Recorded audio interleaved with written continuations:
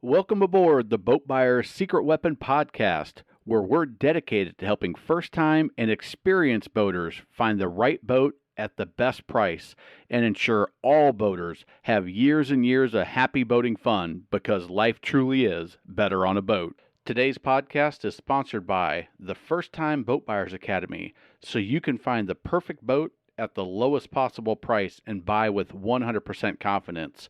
For a short video, visit boatbuyerssecretweapon.com/academy. Now, let's hop aboard and have some fun. Welcome to the Boat Buyer's Secret Weapon podcast. I'm your host, Captain Matt, and today we're talking with Jim, and I'm really excited about today's conversation because Jim has embarked on a journey, an adventure of sorts with his pontoon, and we're going to talk about it. Let him share his experience, his insight, which I think is going to be valuable for everybody.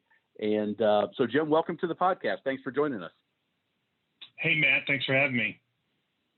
So tell everybody a little bit about your story, just to kind of set the stage, because I've got some pictures in front of me, and I love the transformation. So I can't wait to dive in about your experience. Sure. So a little background now. I'm pushing 60, but I grew up on a small private lake, about 600 acres in size in Central Virginia. And when I was a teenager, I worked as a marine attendant, fueling boats, helping people launch their boats into the water. And I learned an awful lot in those years. Saw a lot of mistakes. People launching their boats without drain plugs installed, and people not able to back their boat up, and people running out of gas. Just I saw it all, and I learned an incredible amount in that time period.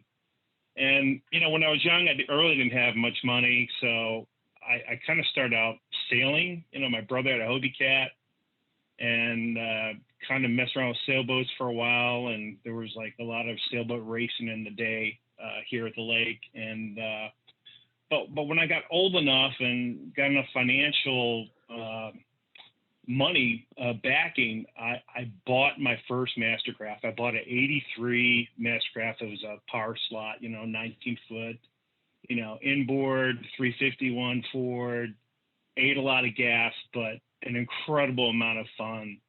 And when I was in my young 20s, I was working second shift at IBM in Manassas, and we would go, water skiing and tubing, morning into the afternoon before I had to go to work, and just had a delightful time with my brother and friends, and had that boat for a while, then sold it. Built my first house when I was like 22, and I had to basically sell all my toys for a while. But in the early 2000s, I got my hand on an '88 Mastercraft. I got it for like $6,000, which was a heck of a deal. At that point in my life, in the early to mid 90s, that's when I had my kids, and I had two girls, and I had a lot of time off during the summer, and we just went tubing every single day on that lake. And I have great memories with my kids growing up. And, we had that boat for probably, 4 or 5 years, but it developed some mechanical issues, and it ended up setting for a while, and ended up selling it really cheap to somebody. And then I was boatless for like 5 to 6 years. When my kids got older, had to pay for college, life kind of, takes over, and I was just strapped. I just couldn't afford to have a boat for a period of time when my kids were getting older. But in 2013, my wife and I bought a 2000 Sylvan 8522 LX Supreme with a 2001 Mercury 75 horsepower 4-stroke off of Craigslist for $6,000 with no trailer. And that was a tremendous boat. We had 4 trouble-free years using it. But in 2017, it developed a serious mechanical issue. I tried fixing it myself. I threw about $1,000 in parts trying to fix it in the water with no success. And at the end of that season, we took the boat out and we put the playpen cover on it, and it sat in our driveway from the end of 2017 till 2021. And now let me ask you this, Jim. Are you mechanically inclined? When you were digging into that Mercury 4-stroke, were you at home with that? Was that a little nerve-wracking for you, or somewhere in between? So what I was able to do was swap like fuel pumps. I actually ended up putting an ECU in it. I put spark plugs in it. I did the things I could do. Fuel filter. I did as much troubleshooting as I could, but unbeknownst to me, it was a lot more serious problem. This motor is a first generation 4-stroke. Yes. That was a joint venture with Mercury and Yamaha. And I did not realize this when I bought this, but it is actually a Yamaha engine rebranded as a Mercury. Yeah, they did. I did a video where I mentioned it briefly, but yeah, they did a joint venture when things were going 2-stroke with the EPA, and yeah, they teamed up and said, all right, how are we going to figure this out? And that was the first step towards the 4-strokes that we see today. So it was 2001, which is the carbureted version of that engine, which makes it a little bit more difficult because, as you know, carbs, they can get clogged up. And we had a few issues with it. The bottom carb seemed to always run rich, or I don't know if the float was sticking or what, but we always had, it was kind of temperamental. And it developed a problem that I could not fix. And like I say, we took the boat out at the end of 2017. We put the playpen cover on it. We put it in our driveway, and kind of some things happened in our life where work just took over. My wife started traveling a lot for work. She was gone like almost 90% of the time, just traveling every week. And my kids were gone, moved out, older, and the boat really deteriorated just, sitting there for that number of years. And what happened in the world? COVID hit, and we had more time at home, and we started to look to how to resurrect this boat, because the Sylvan 8522, it's got 25-inch pontoons on it. I mean, the layout for that 22-foot boat is absolutely perfect. I just like everything about the layout.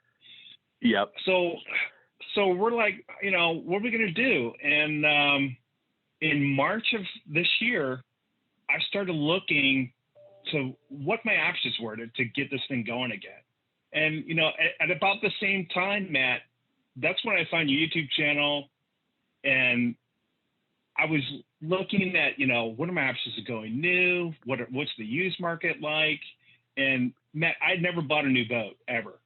I've always bought used. It's been off Craigslist or locally advertised. So I was trying to educate myself what my options are. So my first kind of cut at this was there were companies that were advertising that it'd be a turnkey thing. They refurbish your pontoon boat. They take all the fences off. They basically strip the boat, take all the carpet off, redo the floor, reinstall all new seats, new bimini top. And there's a company in Michigan that I think I found through Facebook. And I contacted them. I sent them all the pictures of the boat, which, I've sent you. You see, it's a pretty rough shape. Yeah, and I've got them open, the before and after. So I'll try to put them on the YouTube video version of this. Yeah. So it's in pretty rough shape, and the price tag for the refurb, just with no motor work, was like around $16K. And I'm like, I don't know if this boat's worth it, And the other key thing was I don't have a trailer for it. So for me to pull it anywhere and leave it for any length of time is a problem. I mean, we have like a pontoon boat trailer club, and there's a single trailer that you could use for like a day at a time, but not for any length of time. So I was limited. So that wasn't workable, and so I had already started when I had the breakdown. I started buying parts, Matt, because I just grew up from a service background. I was a field engineer for IBM, and I know if you don't have parts to work with, then you got nothing to get started with. So I started accruing parts, I call it. I had 4 carb rebuild kits. I just started buying anything that I thought that my engine might need. And this is when I discovered that I could get the Yamaha part number for replacement parts, like a gasket set, for example, or thermostat. But if you wanted to get a mercury, equivalent mercury part, it wasn't out there. So I ended up finding a company called Offshore Marine in Sarasota, Florida, and they have had everything I need. This is a 20-year-old motor, Matt. And parts can get really tough to find. So, I mean, I got a complete gasket set, thermostat, water pump impeller. I bought the whole new a Merc fuel line assembly with the bulb, which is, I think, the newer style where it will tolerate ethanol, although I don't want to put ethanol in it. But, so I just started getting everything I could think of: lower gear oil, the new zincs, a new timing belt, so that I'd have everything to go if I could find some avenue to rebuild it. So I started contacting mechanics in the area. I had lost my trusted mechanic. He actually got out of the business, and he was the one that took care of my boat the first 4 or 5 years. And he ended up he's more to Harleys and, just doing something else. So he wasn't available. Okay. The local marina is a Sylvan dealer, but due to its old, I've had some experience with them, and this is an older boat. It's going to take a certain skill set to get this thing going. Yeah, you need somebody that can do more than just change oil and gear lube. You need somebody that can actually diagnose, which is hard to come by on some of those older engines. Exactly. And so I started looking for somebody to work on the boat, and it's tough. So there was a local Facebook group for the lake community that I live in, and people were recommending this one guy, and he was about, 30, 40 minutes away. And so I called him in mid-March, Matt, and he came with his own trailer, picked up the boat, and it was going to be like, $150 to diagnose it and $100 to tow it, So for about $250, I could get, a diagnosis on what is really going on with this engine. And this, I'll tell you what, the 75 4-stroke Merc was just a real kitten of an engine. Purred good, didn't need a lot of fuel.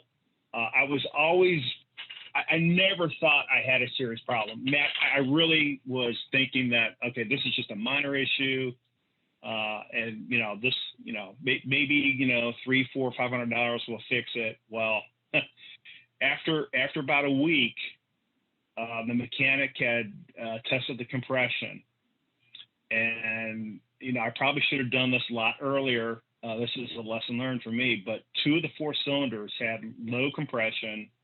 And in his opinion, it wasn't worth fixing. And so we discussed repiring options with a new engine, and the cost was like $8,000 to $9,000. Yeah. And I was like, you see the pictures of the boat. It's like, is it even worth doing this? And, guys. At that point, you don't see this on the podcast, but it looks rough. Yeah.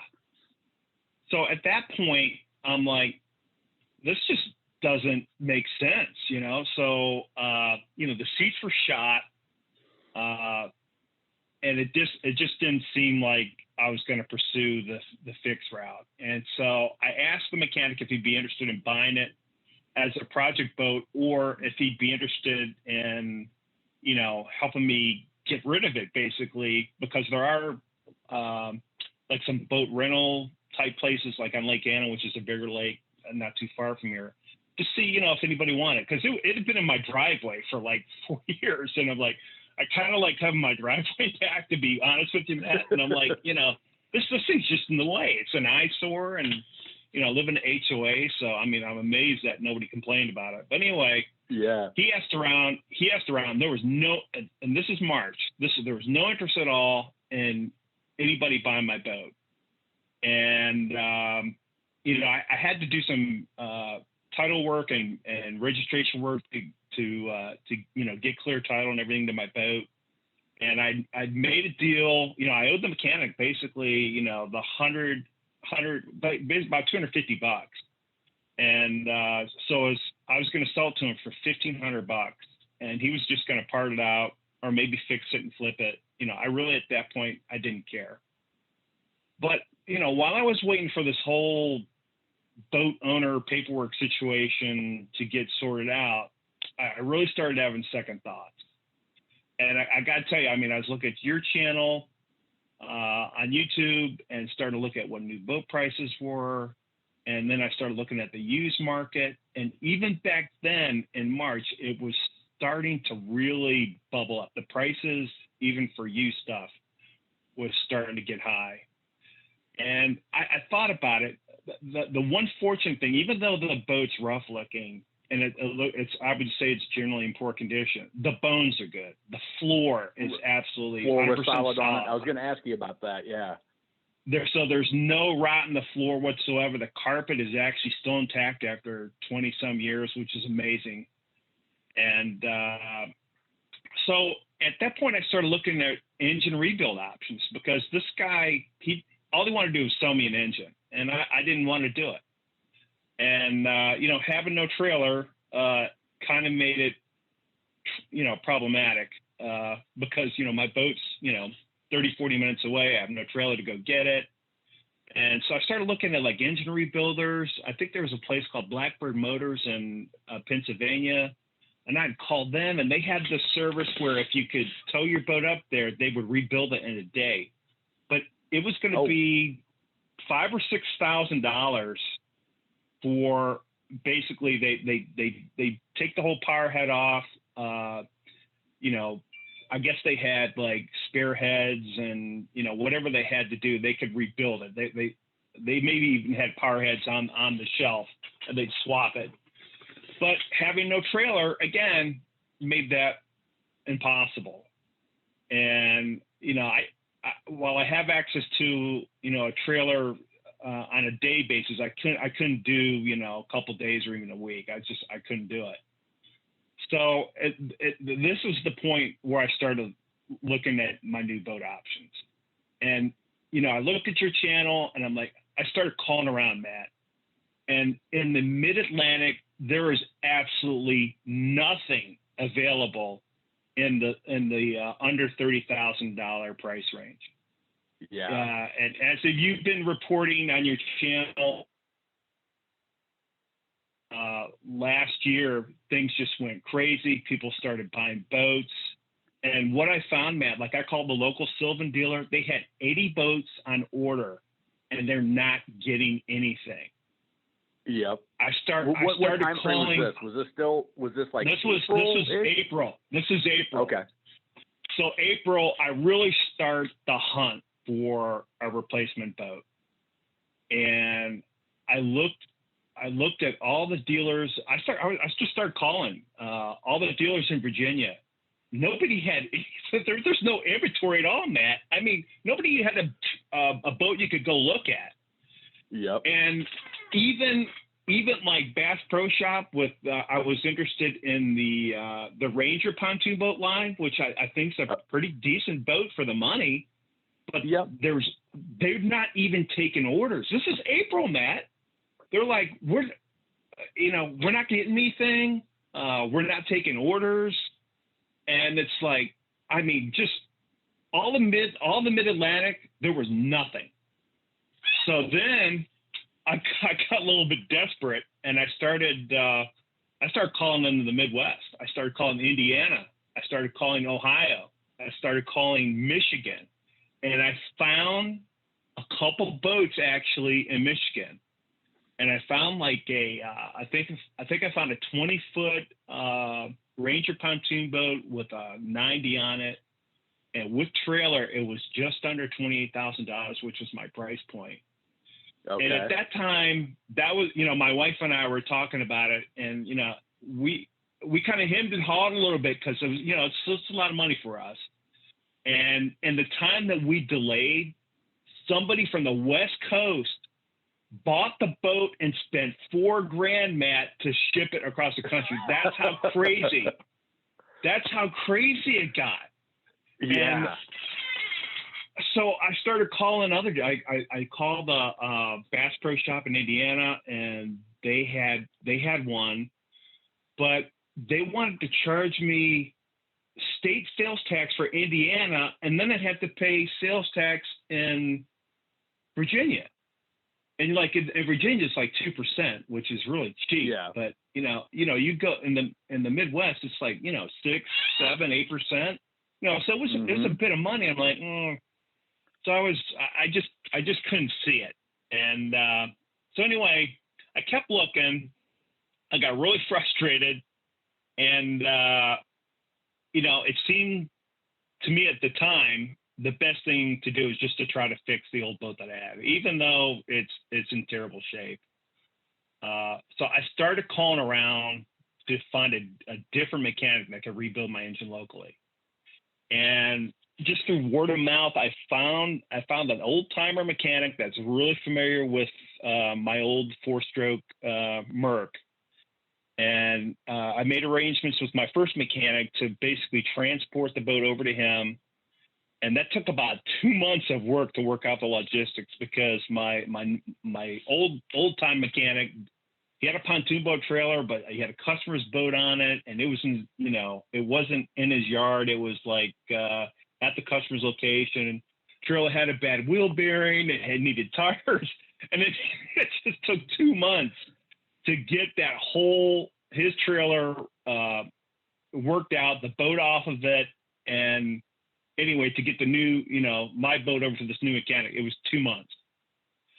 And then once this old time mechanic pulled the head, and again, I did not realize this at the time, but what had happened to me, Matt, is I had a blown head gasket, and that was the cause of the low compression in the 2 cylinders. And thinking back, when I changed the oil at the end of the prior season, I noticed there was water mixed in with the oil. Like as soon as I pulled the drain plug, like I was getting clear water out. I'm like, what the heck is this? And I didn't realize it, but I had water intrusion into my crankcase from the blown head gasket. And that's why the boat didn't run the next year. But I didn't know at the time. Yeah, that'll do it. They call this whole, have you ever heard the behavior of an engine making oil, where you basically, when you change the oil, you take out more than should be in there? It's either gasoline mixed in with it, or it's water mixed in with it, but it's basically contamination, and it was from this blown head gasket. But here's the thing: this particular vintage of engine, the early 2000s 4-stroke engines, this mechanic had seen problems with blown head gaskets and valve problems with the head. And he's seen this like on multiple boats. It's the same engine. The 75 horse, the 90 horse, they're about the same engine. I think just the carbs are jetted different, but it's basically the same. So he's been seeing these, and they're all coming in with the same type symptoms. So anyway, he pulls my head off, and he's like, I know exactly what we're going to do. We're going to take your head. We're going to take it to machines. Now, at this point, I had a choice. I started looking just for a replacement head. And there's a company, I think, in Alabama called OBR. It's basically outboard repair or something. Anyway, they do rebuilds, but they also supply, like, if you want a short block without the head, or if you just want the head, you could buy through them, but you'd have to buy through the mechanic. You got to be a dealer to deal with them. And at that time, we looked at it, and it was going to be probably $2,500 by the time, bought the head, got it shipped, and he's like, hey, I think your head's good. I think it just, it basically needs a valve job and just, needs like a refurb. And so he sent it off to a machine shop in Richmond, and it took them 3 weeks to actually do the refurbishment. And actually this week, they're actually in the process of reinstalling the head, and I'm hoping starting to get my boat back together. But I mean, just think from sitting, Matt, I mean, the whole fuel system has to be drained, clean. Oh, sure. Fuel lines rotted. All 4 carbs need to be rebuilt. And then, when you do that, you have to balance the carbs. That's a skill not a lot of people have anymore. Everybody's used to fuel injection now. And just having the gauges and everything to balance the carburetors, that's another old time skill. Not everybody can do that kind of work. Yeah, I'm going to stop you. I'm going to stop you real quick because I want to make a point that you mentioned, and I think it was a key to getting to where you are, and that is you didn't just find a mechanic. You found a technician that had experience with the exact engine that you had, the year and the model and the 4-stroke. It's so important, I think, when you start diagnosing a problem that you go to somebody that has some experience, if you can find them, and it may take going through some local Facebook groups and doing some hunting, but you can actually get to the root issue and maybe discover that I don't need a $8,000 new engine, but now my choice is a $2,500 refurbish or do something different, but not 8,000 versus doing something different. I want to make sure people get the importance of that if they come across a similar situation. Absolutely. And that, I think, was the challenge of the whole thing, was getting to the right person. To be honest, they're few and far between. And I tell you what, this guy, I have a good relationship with him. He's been at this a real long time. He just knows what's going on, and he's just easy to talk to and easy to deal with. And I just trust him, Matt. I mean, yeah. You meet a guy, you shake his hand, and he's a hardworking guy, and it's just it's a pleasure to find somebody like that. And they're harder and harder to come by. Yeah, and he's not at the shiniest new dealership. I love dealers on the new side, but when you're dealing with an older engine, an older issue, you go to the guy that just gets it done, and it's Bill's Marine Service, and Bill's the one turning wrenches, and Bill's been under the cowling for 35 years. And he can just look at it and say, yeah, I got an idea what we're going to look at first, second, and third. Yeah. And, so I've had a lot of downtime. I've had a lot of wait time, I mean, some of these iterations of this project have taken months. And one thing that's kept me going is I found a Facebook group called Ghetto Pontoon Boat Restoration. I've seen that. I don't think I'm a member, but I've seen it. It's called Ghetto Pontoon Boat Restoration, and it's about just your average Joe finding basket case pontoon boats and doing incredible restorations on them. And I've gotten a lot of ideas on, how to. I mean, people are like instead of painting the fencing, they're using vinyl wrap. They're doing theme boats, like with a bar on. I mean, just you name it, and it's being done out there. And what I'm finding out, Matt, is there's an incredible rebuild effort on older pontoon boats going on in this country, because I can tell you the supplies to refurb boats right now is constrained, just like everything else. They ran out of foam. Just like to redo your seats, the foam is like back ordered 28 days. If you want the vinyl fabric, if you're going to try to redo it yourself, is all back ordered. So just everything is just like the new boat production. There's a supply chain breakdown, and everybody is trying to do the same thing. Everybody's trying to buy a new boat, or they're trying to refurb something. And it's really quite remarkable. And the other thing about it is this restoration of older boats, it is labor intensive. It requires a lot of time, and it requires a lot of money. Yeah, and, well, that's what I want to ask you. There's two questions I really wanted to ask you when I started reading through your stuff that you sent in to be a part of the podcast. One is, what did you learn that you think would be helpful to the next person that decides they want to tackle this thing? And then two is, what advice do you have for them before they even begin?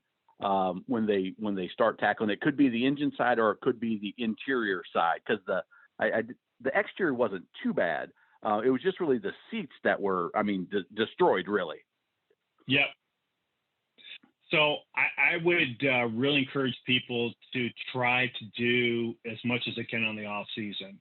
Not, because what I'm fighting now, like just on the mechanical side, the mechanics are super busy in season.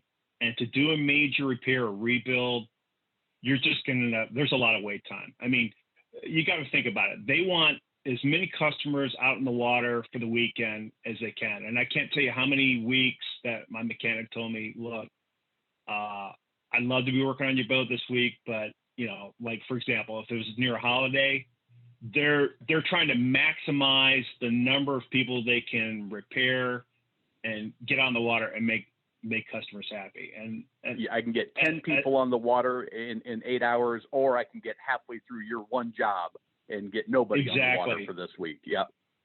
Exactly. Makes sense. Sense. And then on the interior, on the interior restoration side, there's a couple options that people need to look at.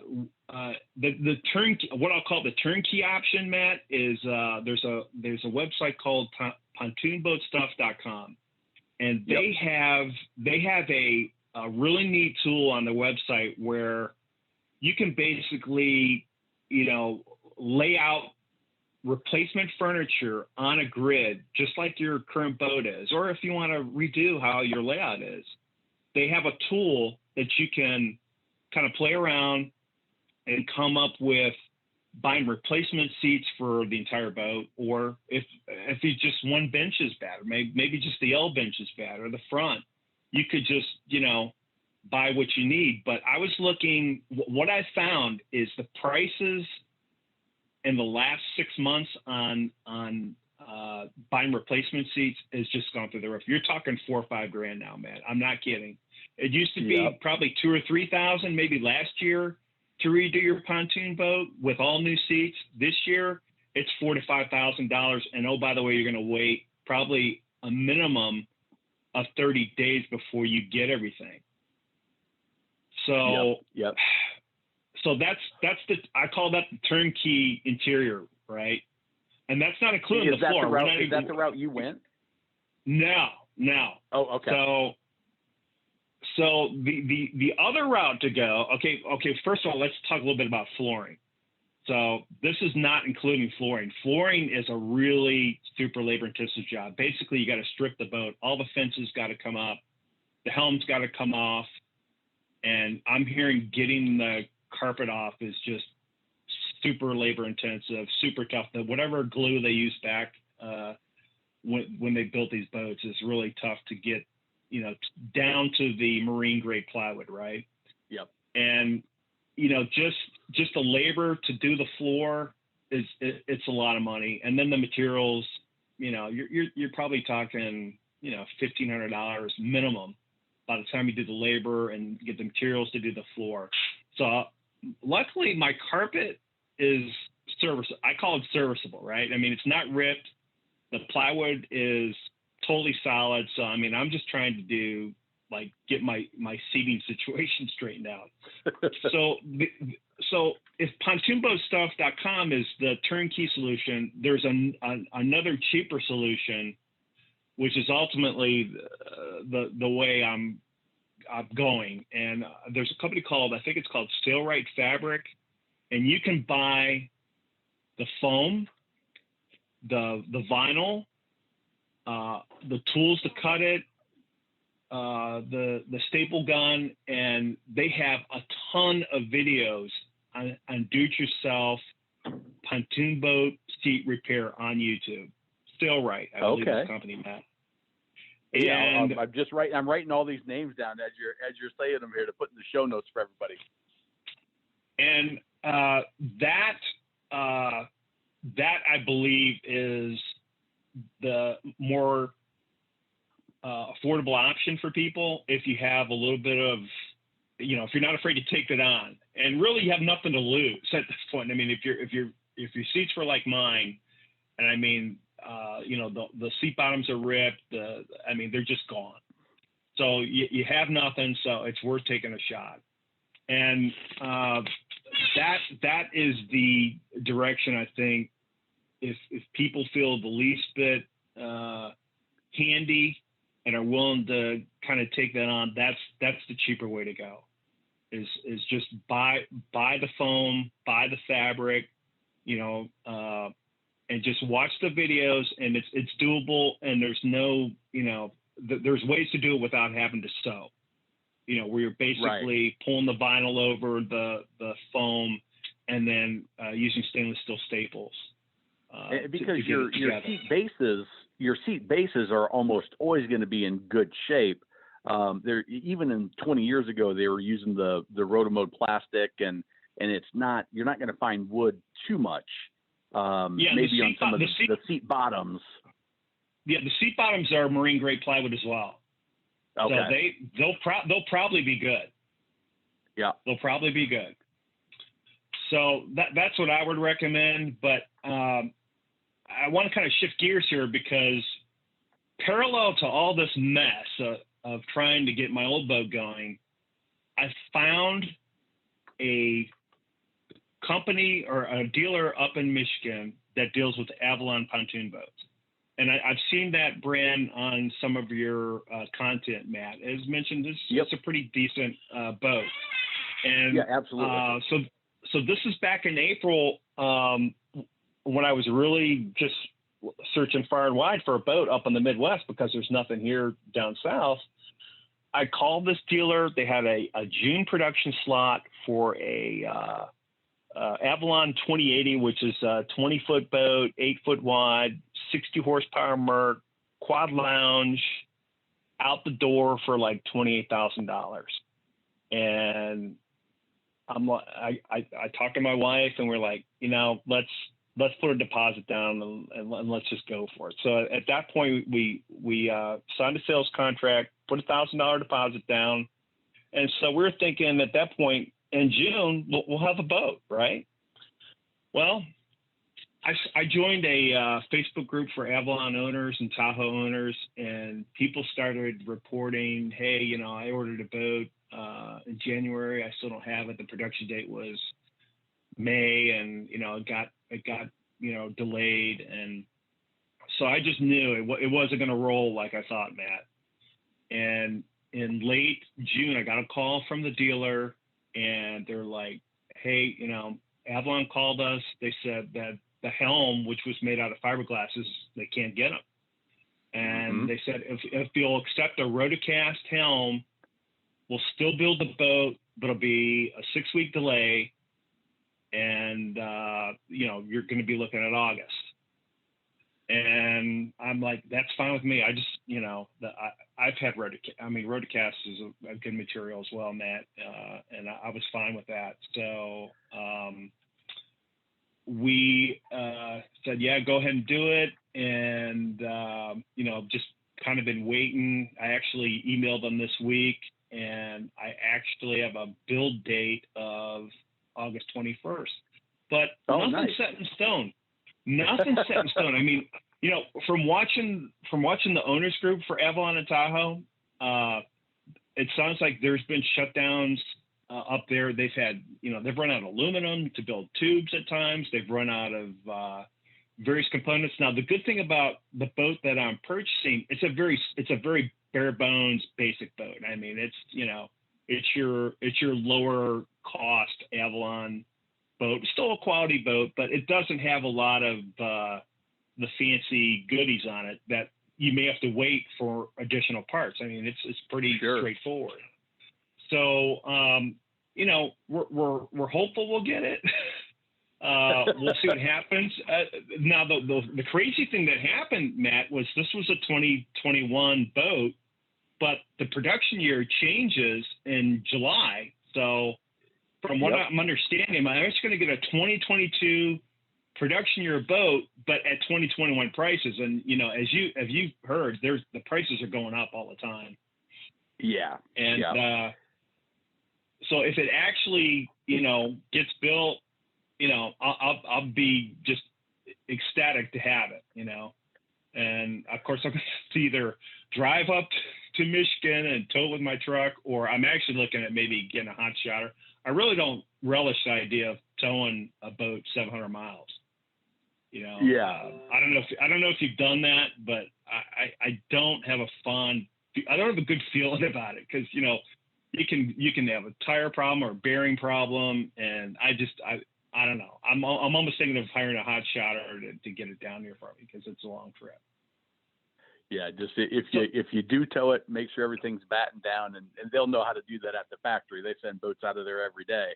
So, it is going those long distances, a little bit more to think about than just a quick trip, 10 minutes to the lake. So yeah, I think a lot of people wrap them. Yeah, well, it very well could be wrapped at the factory, depending on if they can rewrap it after you inspect it, which I encourage you to do before you head out. But anything in the experience of working through, buying during COVID, dealing with a dealer that's outside of your area, ordering a new boat, anything that you learned there that you think would be helpful for other people to know or just interesting? Yeah. So, I think one of the things that you preach about is really having a good relationship with your dealer, and to have a dealer that's close and in the neighborhood and have a good relationship, I think is ideal. But in the era of COVID, with the shortages that are going on, you're going to have to really look far and wide to find a boat in this environment. And that's what I found. I had to go to the Midwest, where it was colder, winter was longer, and there were actually, a chance of getting something this year. Down south, all the production slots were sold, I think, back in February when the boat show season hit, Matt. They sold everything right then and there. And if you didn't order your boat like either late last year or early this year, you're not getting it this year. That's just the way it is. Yeah, and I think it's going to continue for another. Well, my last market update video, I think it's going to last for another year before we really see things kind of level out. And then it depends on what demand does and where the supply chain kinks get worked out. And what COVID does too. If we see a resurgence or if we're through the worst of it, there's still a lot of question marks for somebody that's going to say, well, I'm just going to walk in and buy a boat like I did in 2018 or 19. Yeah, and I think the other thing, Matt, is the lower price point boats are even harder to get.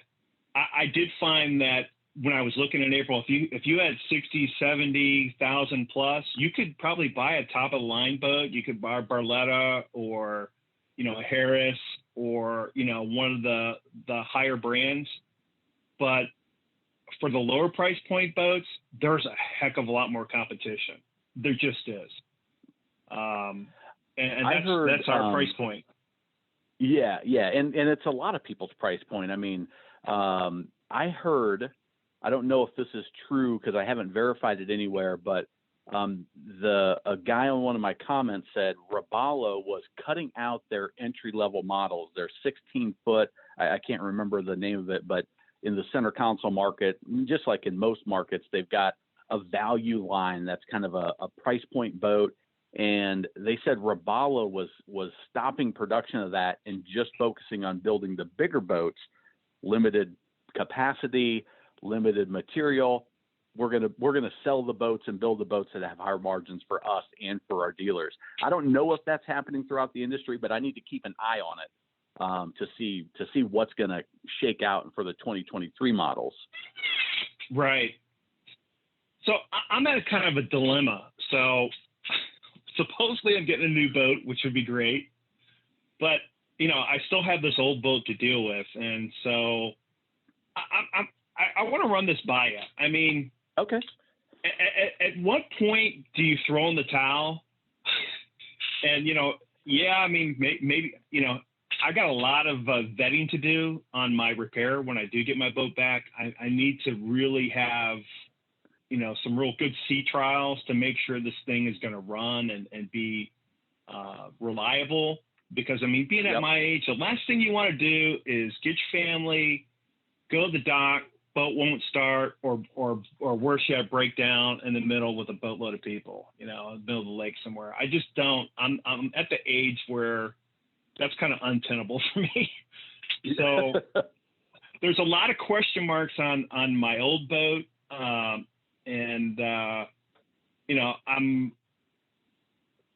I paid $6,000 for it back in 2013, and I mean, I can tell you already, I've spent probably $1,500 in parts. Machine shop bills probably close to $700, and then whatever my mechanic's going to charge me. Now, I mean, the good thing is I've supplied most of the parts. I bought them directly, so there's no markup. It is what it is. But we're talking $3,000-$4,000. So maybe I have close to $9,000-$10,000 in a boat that's over 20 years old. So, what is your feeling on that? I mean, I know you're a pontoon boat owner as well, and you got some experience. I mean, how long do you hang on? Well, here's what I see short term is a good clean pontoon boat is going to sell fast, and it's going to sell for top dollar. You really have two choices. What you have now is, do you have the time and the inclination to dive in and start tearing things off? And once you do that, now you're in. You got to buy the seats. You got to, whichever way you're going to go. You've got to make sure that motor is solid. And have you torn anything off the boat yet? No, because okay, to be bluntly honest, I didn't want to invest any more money into it until I got it running, because that's priority one. And if after this repair it's not 100% solid, then I don't know. I don't think I'll hang on to it.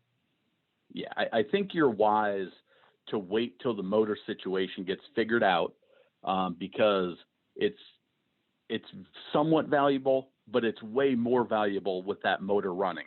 And it is going to take you 8 to 10 to 12,000 to repower that thing, depending on what cables are going to work and what you can find and what's available for sure on that outboard. Once that's going, now you've got a boat that you could sell in that condition. It's a good solid running boat. Somebody that wants to dive in, you don't need mechanical skills. You just need the desire to have a inexpensive boat where you do some work and get some sweat equity in it. Right. So that's number one. Or two is,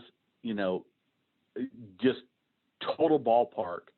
That boat, well, without a trailer though, that's difficult.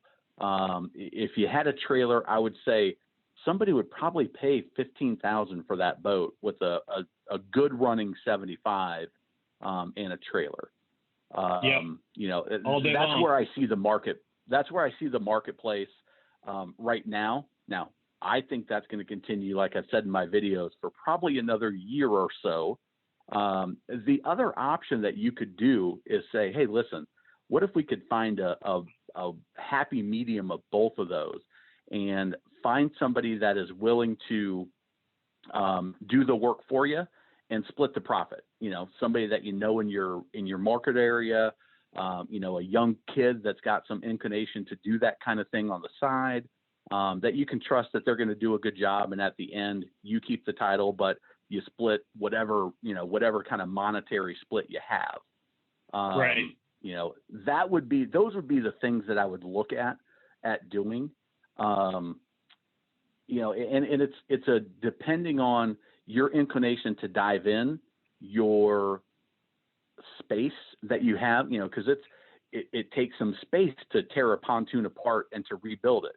You've got to have a place to store it, preferably inside where you're at, to take off the fence rails, take all the seatings out. Now you need to have a space twice as big as your pontoon, preferably bigger, where you can store all that stuff for multiple days at a time, weeks at a time, as you're letting things dry and waiting for material to come in, and then, rebuild it. But if you were to do that, I think you would have a valuable pontoon that, like I said, 15, I don't know about 20,000, but in this market, people just want a boat.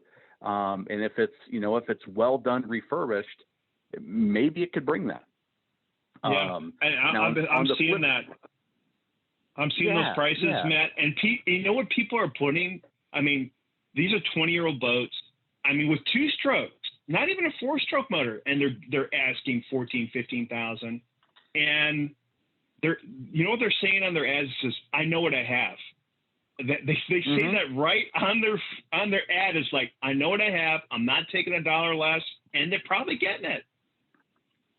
Yeah, and I'm of the belief that, hey, if you can get it out of it and somebody's willing to pay, that's a fair market value, as long as you're representing it honestly, and as long as the work that you do is good quality work and not just, let's get this looking good enough until I can sell it for top dollar, and who cares what happens after that.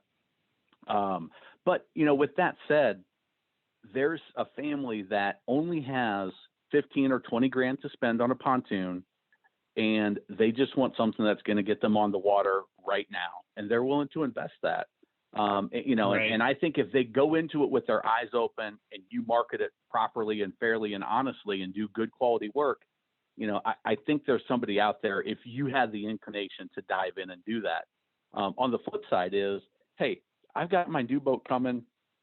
Once I hear that boat's off the factory floor and ready to ship, now I'm going to put it up on Ghetto Pontoons, or I'm going to put it up on my Virginia, North Carolina, South Carolina Craigslist space.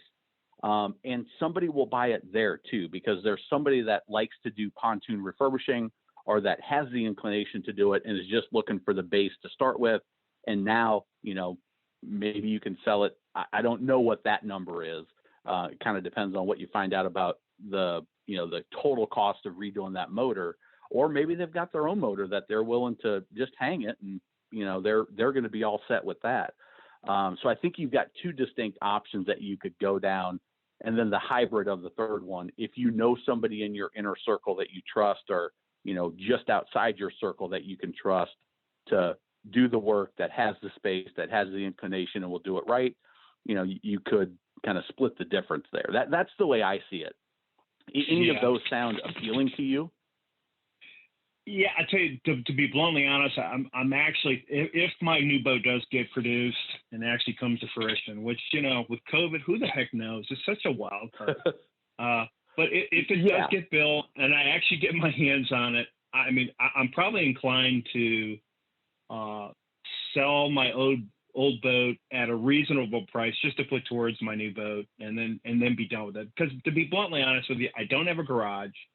I live in a HOA type community. I can't be tearing my boat apart in my driveway. They're just not going to allow it. So I'm limited to what you can do. And it's just such a shame, because it's such, I mean, you've seen the pictures. It's what a great layout. I think the 22 foot is just perfect. Just an absolutely perfect size. And I would love to redo it and restore it to its former glory, but it's going to take a lot to get there. Yeah. And there's one more thing I wanted to talk to you about. And this is something that I found out within the last week. and it just came out of nowhere. And I want to know if you've heard anything about it. There's a lot of constraint on new boat production, especially at the lower price point, which we've been talking about. And it's just limiting people getting on the water. And just in the last week, I've learned that Overton and campingworld.com are coming out with their own budget line of pontoon boats called the Apollo. They say the prices are starting at $24,995 or $163 a month at 5% interest. They're going to build 18 to 24 foot boats. They're produced by Forest River, which I wanted to ask you about. What have you heard about these boats, and do you know anything about them? Have you seen anything about them, or do you even know when they're going to be available? Because they say you're going to be buying these through like Gander RV or Gander Mountain, Overton's, Camping World. Those actual retail outlets are going to be marketing these boats, I guess. What have you heard about this? Nothing. I know zero about it. A matter of fact, somebody it may have been you on my YouTube page, left a comment and asked about it, or maybe as an email. And that was the first I heard that they were doing it. Now, my gut tells me they're doing a Sun Tracker Bass Pro Shop deal where it's a value model. They decently well built, but not a lot of extra bells and whistles in the value line. So, I put it in there with the Sun Trackers and the other value models that you'll find. And they're going after that marketplace. I've got traffic to my stores. I've got my online database of people buying stuff from Overton's, and, they're buying their stand-up paddle boards and their kayaks. They're coming into Gander Mountain and to the other, Good Sam type properties that Overton's is owned by them now. I don't remember when that happened, but they were bought by, what's the name of it? Why is it escaping me? Camping World. I think that's owned by Marcus Lamonis, or he's a partner in it. But anyway, they're saying, hey, we are doing RVs this way already. Let's go ahead and throw the boats into the mix. But I haven't seen one, haven't been on one, haven't talked to anybody that's on the inside of it. So only what I've read and kind of putting pieces together as to what they may be trying to do. So there's a couple videos out there that Camping World, I think, has put out on it. I think there's one or two videos only, Matt, and this is just within the last couple months or so. I think maybe it's the end of June they started to talk about it. And what do you know about Forest River? Forest River is the company that's actually producing the boats, and I think they do some RV manufacturing and maybe even pontoon boat manufacturing for other lines. Yep. But I'd never heard of them before.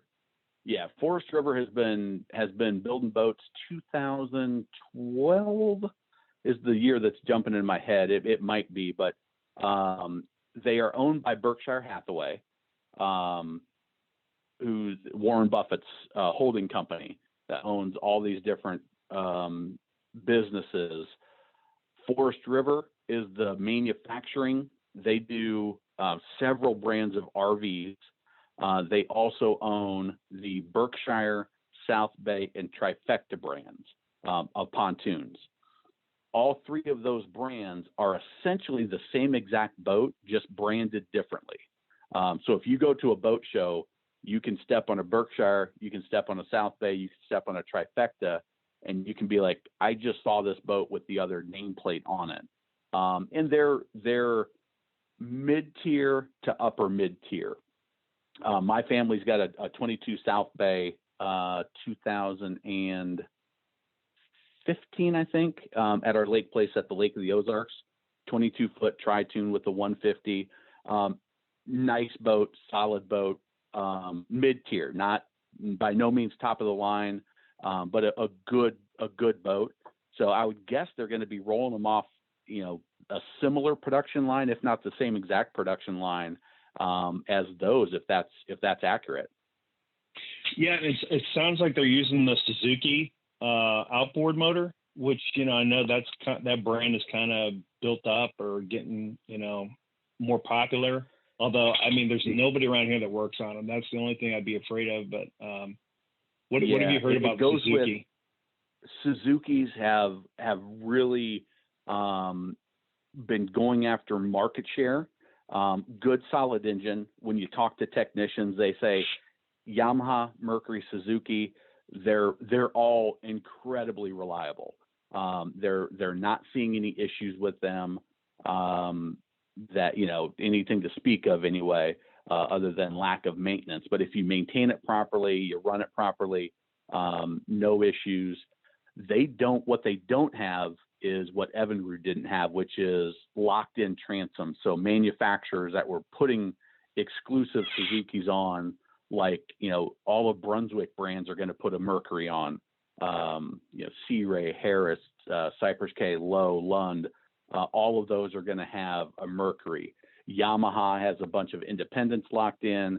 Suzuki really hasn't had anybody. So getting on a value model pontoon that's going to be mass marketed, like the, at Gander Mountain, at Overton's, at Camping World, now they've just marched into a good position, in my opinion, to kind of take some market share away for some first-time boaters. They get in their entry level. There's more Suzuki techs being trained because all, Camper World and everybody is going to be sending their techs to Suzuki school. Now you get a big mass of Suzuki techs out there in the world. You're seeing more Suzukis on the showroom floor and at boat shows. You're seeing more Suzukis on the water, and they've already been going after the repower market for the past 4 years, and doing well because they're priced a few $1,000s less than Mercury and Yamaha.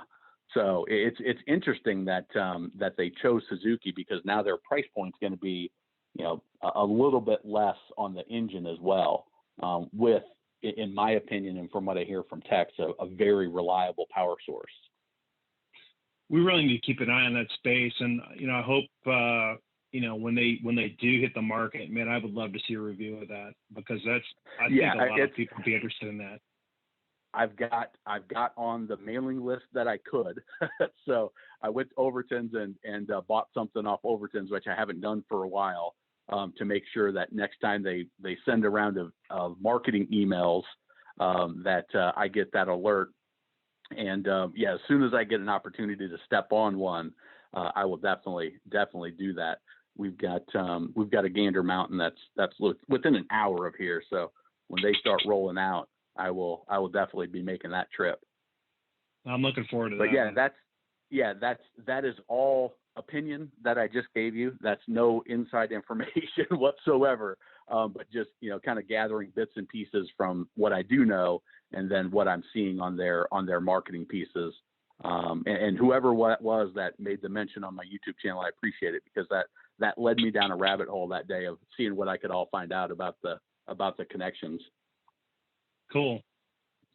Well, so, it's been such a beautiful summer, and I've lamented the days where I've walked along the lake and I see everybody out having fun, and I haven't really been on the water since 2017, and it is such a joy to be out there, and we have so many memories as a family on our pontoon boat, having good times, and it was running, and there's just nothing like it. There's nothing like being on a boat in the summer. Nothing.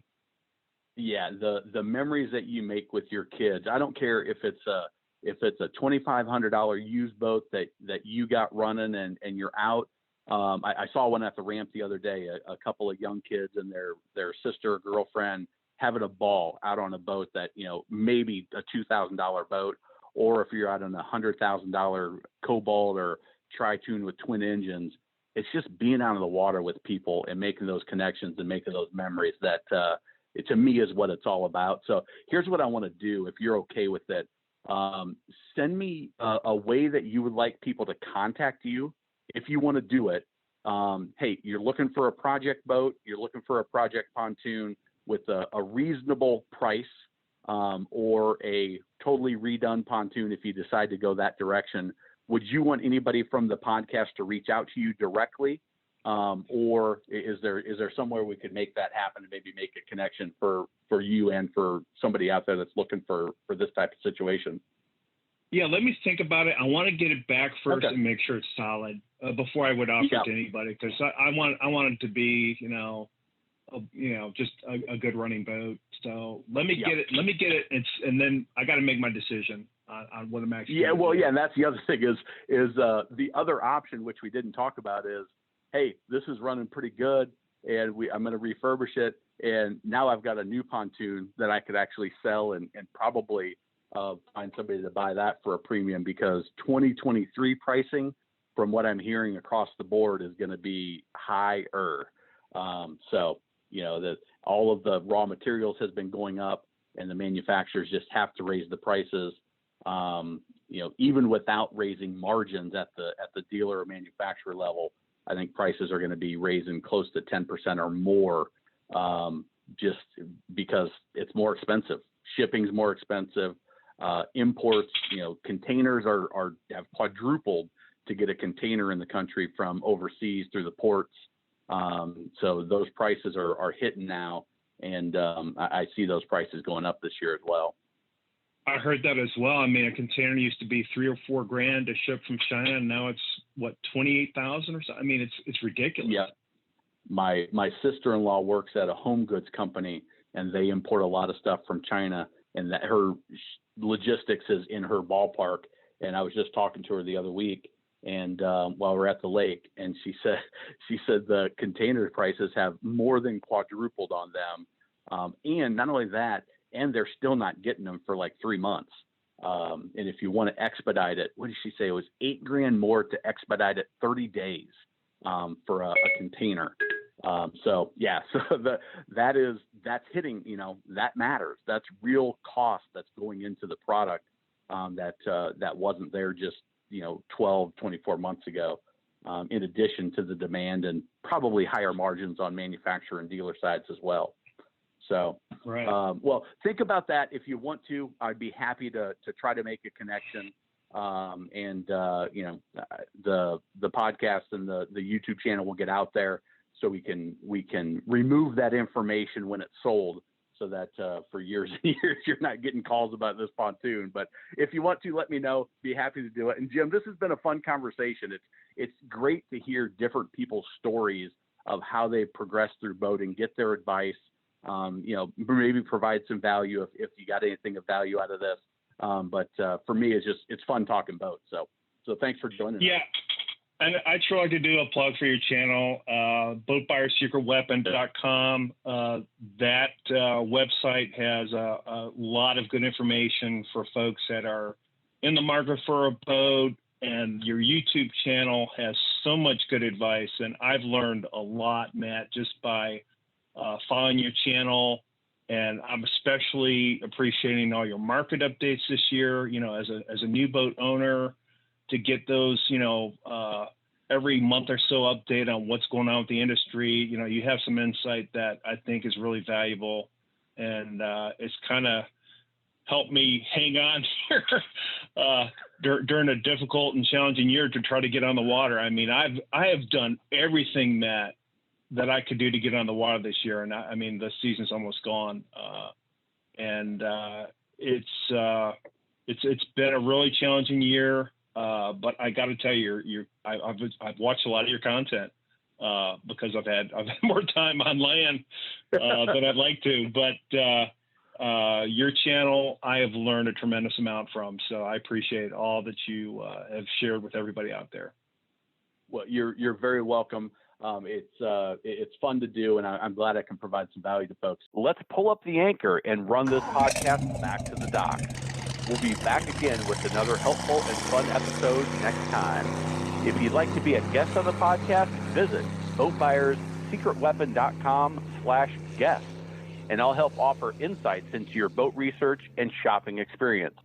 Also, we'd appreciate it if you took just 2 minutes to rate and review this podcast on Apple, Spotify, or wherever you get your podcast. It helps others find us so we can help more boaters. By the way, if you already own a boat and experience a little stress handling your boat or pontoon in some situations, visit bestboatcaptainonthewater.com for a quick video and all the details. Now, before we go, I want to leave you with a few first-time boating tips for when you own your new boat. Number one, know your local boating laws, basic navigation rules, and how to operate your boat safely. It'll make boating even more fun for everyone.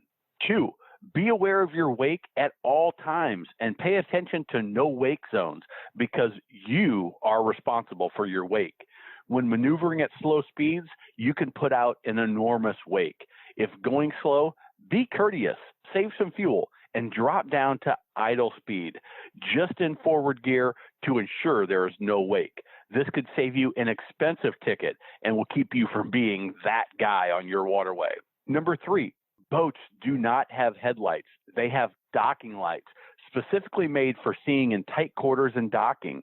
Do not turn your docking lights on while cruising down the water. It can blind other boaters and is very dangerous and, again, could save you an expensive ticket. Number four, follow the maintenance schedule for your boat. Change the oil, impeller, gear lube, winterize if you need to winterize in your area. Inspect your trailer tires, bearings, and grease the hubs if you're a trailer boater to ensure you don't experience expensive and unnecessary repairs that will impact your boating time. Number five, always double check your plug is in, your battery is charged, and the fuel is full before heading out for a day on the water. It could just save your boating day. And if you're a trailer boater, I've got a few extra tips. Number one, at the boat ramp, prepare your boat, your gear, and your guests in the staging area.